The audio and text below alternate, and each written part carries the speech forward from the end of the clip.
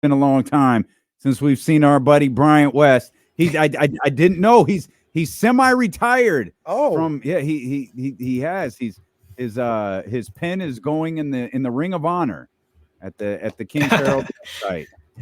Now they'll get articles out of me, but after 10 years of watching way too much college basketball and trying to find saviors for this team, I realized I couldn't watch that much college tape anymore.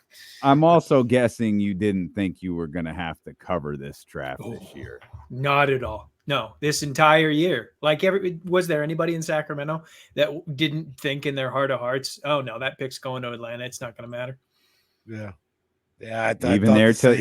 Even there through the first 2 minutes of the Pelicans game, I was like, we're good. Well, he was cooking. So that 3-minute mark, man, they was up 7. I was like, yo, they got to go into the second quarter up 7 or more. Yeah. And they ended up going into the second quarter down or up 1, I think, or maybe up 2. And I said, this is not a good sign. Not good. Yeah. And I promise you, the third thought out of my brain when they lost that game was, well, damn it, now I actually have to care about this draft. And that's the thing we've all kind of struggled with, like, because it's okay, 13, everybody essentially wants them to trade the pick, and then it's like, all right, well, we knew in the Keegan, even though again, no revisionist history here, at the fourth pick, we thought they were going to trade it. We thought that pick had so much value they were going to be able to get a mini haul for it, if you will. But even at that, we looked at Chet. We thought it was a long shot, but we looked at Chet. We looked at Keegan. We looked at Jaden. We spent a lot of time on those two guys. And we looked at Benedict Mathurin and maybe one or two other guys, but that was kind of it. Like, we were able to zero in on what we were doing. That is not what you can do with this draft. No, absolutely not. At the end of the day, like, I still expect they'll trade this pick. Like, I'm running right at that football, and I swear to the basketball gods, if I fully expect that Lucy's just going to hold it there this time. But like, the Kings have struggled to finish these. We almost had a deal trades, and if that's taught me anything, it's just to stop expecting the expected with this front office. So we can't ignore the draft pick. We can't ignore guys who might be in that draft range, but the draft is so weird this year, man. It's just so odd. Well, to that point, this is what we do on today. We get random updates, we read them. Now it's Jake Fisher. Okay. Who says, NBA folks keep connecting Sacramento to various wings on the market. Kings registered interest in Dorian Finney-Smith before the trade deadline, sources said. Sacramento's been linked to Kyle Kuzma. The Kings were a potential Zach LaVine suitor, but that seems less likely without Alex Caruso. So he didn't break news or anything, but he mentioned the Kings. He mentioned what's going on. I know he's, higher profile than Evan Seedy or whatever the guy's name is. There's a lot of shade on Evan. They didn't like Evan at all. Well, I don't know. It was Kyle. Well, no, then the chatty house got involved and was like, yeah, he's a bum. Is he a bum? I didn't know. They say he's a bum. I didn't know. Yeah, I think so.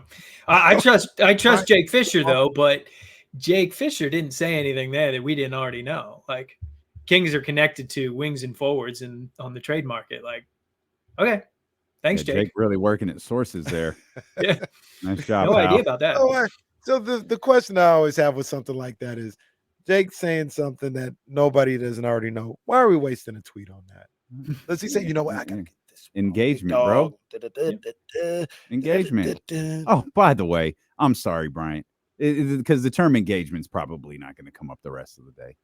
The nerve of that arrogant ass Lakers coach to sit at that podium and talk about what do you say, the engagement farming that he had been a part of in the media. Bro, you were front and center of that This guy. for 2 years. What are you talking about? Like, how dare you talk down to the people there when that was you? Bro, you whack. I never had a problem with JJ, but that press conference, that dude is whack. He's very pompous. Yeah, you've been saying everything I thought for the last couple of days. Like, he might be a great coach. He knows basketball. He clearly knows basketball, and plenty of good coaches have come from odder situations than this. But man, is he just arrogant? He's just an arrogant ass, man. Let's have some fun here to start this, Bryant. Let's get under Kenny's skin, because that's really just what gets me through the day. Zach Edey. What do you think about Zach Edey and the Kings? Zach Edey wouldn't be my choice if and when the Kings are on the clock at 13. Oh, that's not what I was hoping you were going to say. I was hoping you were going to say, trust me. Yes, I'm getting somewhere. I'm not my George. He's not top of my board. I'm sure that I will have multiple guys ahead of him, most of them wings and forwards, that I think this team is in much greater need of. But I'll tell you, I wouldn't walk out of Tom's watch bar if he's their selection. I heard Jesse say earlier on the Insiders that if they take Edey, they'd be taking a backup at 13. And even a few days ago, like, I'd have agreed with that and made the same argument. But over the last couple of days, and especially this morning, my buddy Tony Zipteris had an article on Edey over at the King's Herald. I'm not so sure that we should just assume that he'd be a backup. He certainly would be early in his career. Like, if you take Edey in the lottery, you just shouldn't plan. The Kings should not plan for him just to be a backup long term. I completely disagree with anybody who says that you should be content with getting a backup at any position in the lottery. You got to aim higher than that. If he's a guy at 13, like, they need to have a long-term plan in place to try to get him into lineups with Sabonis.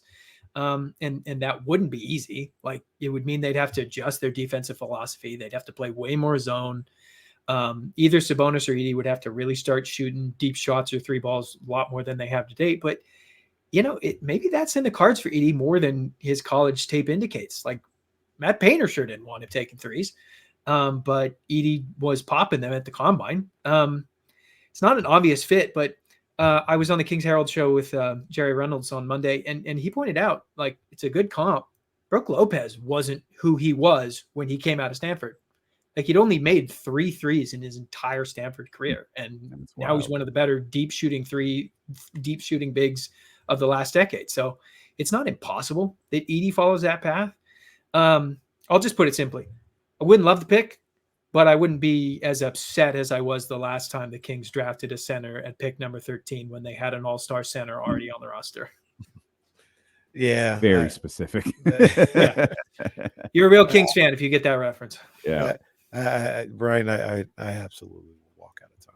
Oh, no. Yeah, I'm gone. Oh. I'm gone. I'll see you guys tomorrow, if that's the case. Draft him at 13. Wow. Zach Edey, look, if you drafted him, you got an extra pick, and you drafted him at like 25. You drafted him in the second round as a project. Can you imagine this team with 2 picks? What?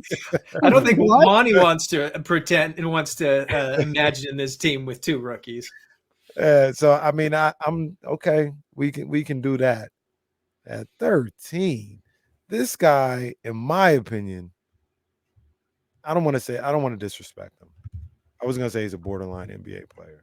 He's not that. You can have him in the league, but so what is it with you? You guys just don't think he's good enough? No, I don't. I don't think I think he get played off the floor on the defensive end. You put him in pick and roll situations all day. UConn put him in pick and roll situations all day and destroyed him. And I'm not a Zach Edey guy. He's gotten better as a basketball player over his time at Purdue. I see the improvement, and I can hear the argument that, all right, he's going to be with NBA guys now, NBA coaches, and they can help him, adjust to the NBA game. I can hear that argument, but from what I've seen right now, not interested in him at all. There are going to be a ton of wings and forwards that, if the Kings are making a pick at 13, I'd much rather have than Zach Edey. That's for sure.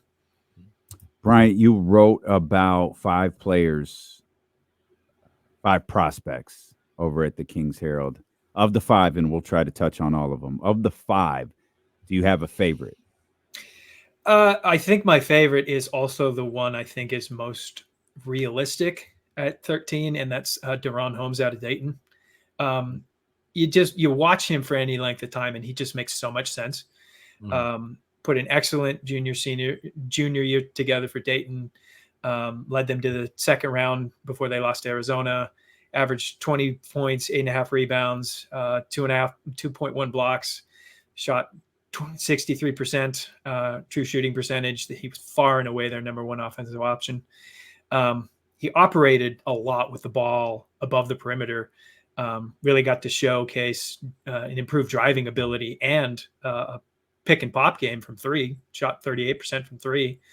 He just looks like a really high feel player who would really fit this team. I think he could be a good complementary four-man next to Sabonis, and could play some small ball five when he's on the bench. He's a little undersized for the position, but like he just seems like a heads up dude, plays with physicality, plays with heat. I'm out of touch on this. I definitely didn't watch as much tape as I have in the past. I just don't understand from what I've seen why he's not a lottery guy. I like his game. I like what he did a lot during the season, and then just seeing some of the things he did in the tournament really piqued my interest as well. That's an interesting prospect for sure. What can you explain to people who either disagree or aren't as familiar? Why is a lot of the Kings community so locked in on Ron Holland? Because we have a very specific type that we need in Sacramento. We need a four-man who can protect the rim somewhat and shoot the three ball somewhat. And, that's the kind of guys we've been looking for forever, kind of in that Bobby Portis, Naz Reid kind of frame. Maybe seems hyperbolic to expect that he'd get to that point early in his career, but it's a very specific player type that you got to idealize next to Domantas Sabonis, and he sure looks like he's got both of those things. The big concerns I see from folks is that who's he guarding at the next level? Is he athletic enough to guard fours? And tape I saw sure looked like he was athletic enough. I don't know. He just seems like a really Monty kind of guy. And there's the old Monty kind of guy. Did you have any names in your top five that you go, this probably isn't a Monty McNair kind of guy? Yeah, absolutely. And it's the guy if you ask my heart of hearts, who do I hope ends up a King at the end of the day? It's Ron Holland from the G League Ignite. That's who I want. He just doesn't seem like a Monty McNair guy. He's definitely more of a project player. You're betting on his athleticism, his motor and versatility to probably be an energy guy early in his career and then figure it out as it goes along. He's one of the youngest guys in this class, but man, when I watched that tape, he just pops, and he was doing it against grown men NBA hopefuls, averaging 19.5 points, nearly 7 rebounds per game, 2.5 steals per game. Shooting's a big problem. Deep shooting's a big problem. His decision making's a problem. But like on defense, he was matching up on the point of attack against so many different G League guys. Great physicality, tenacity. That motor's off the chart. He plays the exact position, exact role that we've been begging for this team to get forever. Like, we need a power wing in Sacramento. We need somebody who's got the size, got the toughness, got the athleticism, unlock this team at the next level. And I trust his defensive upside. I want to see how he develops the next level offensively. But, if we were talking about a team if the Kings were, top 5 and they were bad again, it's probably not the guy that you want to take. But when you're a team like Sacramento, you've got the offensive pieces in place. You've got a smart offensive system. Ron Holland makes a lot of sense. Like, just bring him in, let him be an ideal cutter next to Sabonis. Let him figure out the rest of his on-ball game as it goes along. He's the guy I really hope they take at 13. I'm not expecting it, but that's the one that would make me go crazy tonight. Is it worth having any conversation about Jared McCain? You wrote about him, but there's a pretty big caveat in there about that write-up in the study that you did on the Sacramento native. I like Jared McCain a lot. And before Malik Monk came back, like, I could squint and see how it would work. I hope he excels at the next level. He seems like a great young kid, shot incredibly well, 41% from 3, high volume. carried Duke in the second half of the season, rebounds at a great clip for his size. I'm gonna be happy for a Sacramento kid, but no guards, absolutely no guards. Like, this team wasn't able to find consistent minutes for the guards that they've collected over the past 3 years until injuries kind of forced their hand to end the season. And if you're taking a guard, man, you have to be ready. You have to have a deal in place to be able to get existing guards out of the way, or just, what are we doing here? It's not helping the young kid. It's not helping the guards on your roster. It's not helping you get depth at positions where you've needed them for years. And a 6'2" guard, like the guards that are on this roster, are already pretty undersized. So I hope he goes somewhere. I hope he excels. I really hope it's not the Lakers. That's my OG Bond. Anunoby intends to sign a 5-year, $212 million contract to return to the New York Knicks. That boy got paid. Asked and answered. Ooh. OG Anunoby is back in New York, and I am not that man's agent, but I'm guessing OG Anunoby is back in New York for right around what he wanted to get paid. Is my math right? Maybe Yeah. I didn't. Yep. This $40-something million a year. Yep. Yeah. Hey, You know what? it's your boy. Hey, they're going for it. They're going They for going it. for it. Don't be mad. Randall got to be gone. Yeah, Randall. Randall's Randall and my light skinned brother's gone. Hartenstein. I always get his last name wrong. Hartenstein gone. Mitchell Robinson probably gone too. Kings might need. What's Mitchell Robinson's status? Is he? He's under contract, but I think he makes a good amount of money. I don't know. They might have to keep him if they maybe. have to let Hartenstein go. Like, they may have to keep him just because they need a center. Yeah. And still, my favorite memory is watching Mitchell Robinson nearly puke at the Golden One Center after running up and down with the Kings in the third quarter. Wow, OG back in New York, man. What is the payroll? That's not, but it's actually, it feels like overwhelming because of how I think we like Mikel's really good. Mikel's making $25 million a year. Like, he's not making 50. Even Brunson, he's not making KC money. I mean, he's just making good money. Don't do that. Even Brunson still, he's making like 25, right? Brunson's not making 30, Brunson. 40, Brunson like all that. of a sudden looks like a bargain after the playoffs last year. Yeah. So I think he's got one more. I think Brunson can sign an extension this summer that wouldn't take into effect until 2 years from now. 2 years, right? Yeah. Yeah. He was 4 years, 104. Yeah. So he's essentially on a Steph Curry deal where he's like on the Steph Curry for the Knicks, and that, like, man, he might have signed the biggest bargain deal since Steph. Yeah. And the Knicks, that is like a good look, because look at this here. I believe the guy that goes to the bench in the closing lineup is DiVincenzo. So they're able to throw out Brunson, Josh Hart at the 2, Mikal Bridges at the 3, OG at the 4, and Mitchell Robinson or whoever you want to do at the 5.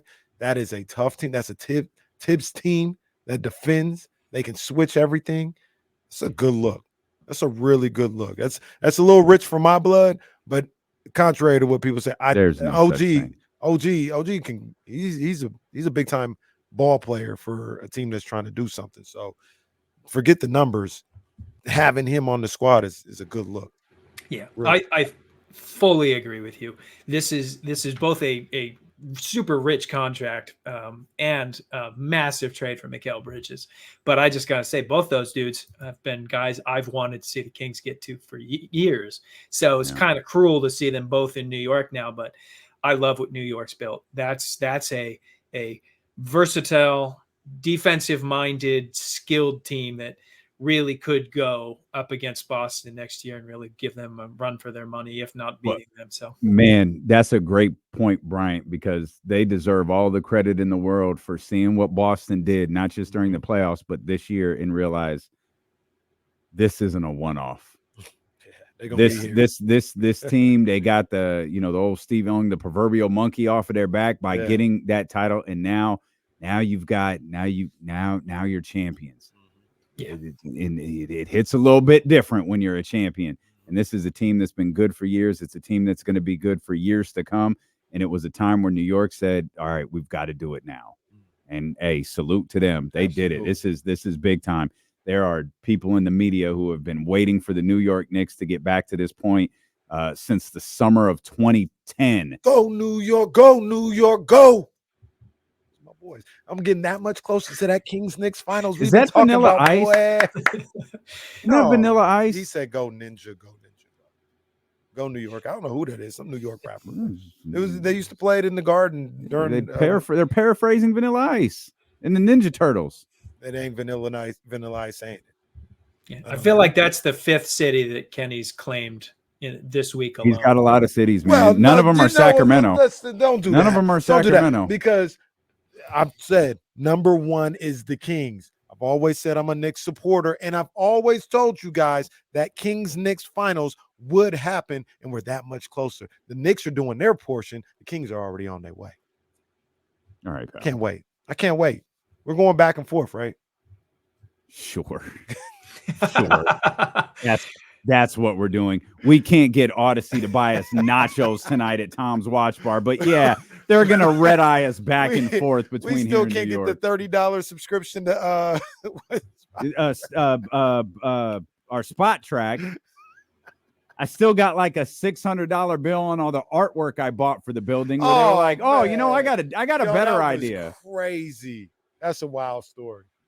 Bryant, we love you, man. It's great to catch up with you. I'm sorry we don't do it more, but it is absolutely awesome to talk to you this time of year, and it's great to read all your work over at the King's Herald, man. Looking forward to another season not too far from now. Yeah, fingers crossed that nobody's walking out of Tom's Watch Bar tonight with their feelings. Yeah. There's only one guy who threatened to walk out. I'm telling you, I'm gone. I am gone if that happens. Note for anyone there, just record it. Just get Kenny's walk of shame. Yeah, just get Kenny's walk of shame. It ain't even a walk of shame. I'm gone. Well, king shame. Out of here. Yeah. See y'all. Have a great one, guys. Like Thanks, Bryant. See you, Appreciate you.